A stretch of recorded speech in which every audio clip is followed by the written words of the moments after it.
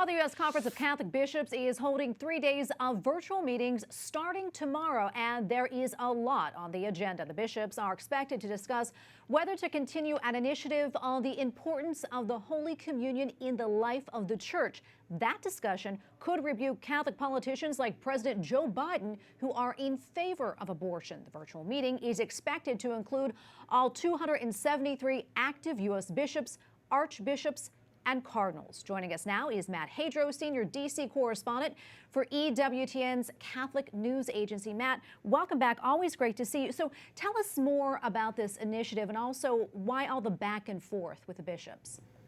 So the proposed document is going to be a comprehensive look. It's going to be a teaching document on the Eucharist. And it's comprehensive in that it addresses a lot of different parts of church teaching. It addresses the importance of Sunday as a holy day, of recovering a sense of the Mass as a sacrifice, of recovering a sense of the real presence of Christ in the Eucharist, and as well as a section on general worthiness to receive communion among Catholics. It's been in discussion a lot recently because the issue has come into sharper focus during the Biden administration. You have a Catholic in the White House who espouses policies that are contrary to church teaching on the life issue, and the special working group that the U.S. bishops formed to deal with the incoming Biden administration did call for a teaching document on the Eucharist.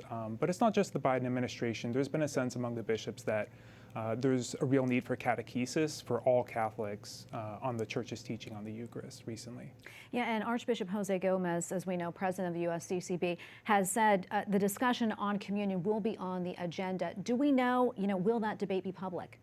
Yes, it will. It will be as part of the deliberations of the conference. How it works is there's an action item, and the bishops are ultimately going to vote not on any final text of a document, but simply to begin drafting a document on the Eucharist. And before the vote, there's going to be deliberations. The bishops will discuss among themselves. So it's expected that individual bishops will be weighing in on communion. And what do you think will happen? Well, once the bishops vote to begin drafting the document, then the doctrine committee will go ahead with the drafting process, and there will be a lot of back and forth. It could possibly be ready by the fall meeting in November, where they would vote on a final text of a document. But again, the bishops have emphasized that there's a need for broader catechesis on the Eucharist. The document will be comprehensive. It's not going to be addressing any politicians by name, and it's going to talk about just general worthiness to receive communion among all Catholics. Yeah, and what else can we expect to be on the agenda?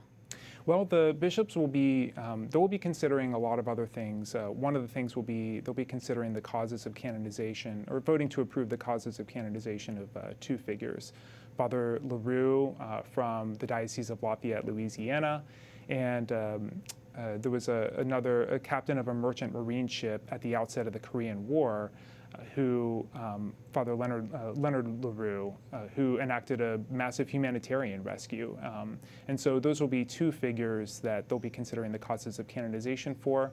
They'll also be voting to move forward on statements, pastoral statements on marriage ministry, on Native American ministry, as well as some liturgical translations for the breviary. So there's going to be a lot of other things that they're going to be considering. Yeah, and Matt, we have about probably 30 seconds left or so. What else should we know?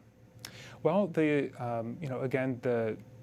will be a lot that's talked about at this conference, but ultimately, especially regarding the issue of the Eucharist, a lot will depend on individual bishops issuing statements and teaching statements in their own dioceses. And we've already been seeing this from among certain bishops. Well, Matt, thank you so much. We know you'll be following this all week long, so thank you for your time. We appreciate it. Of course. Thanks for having me.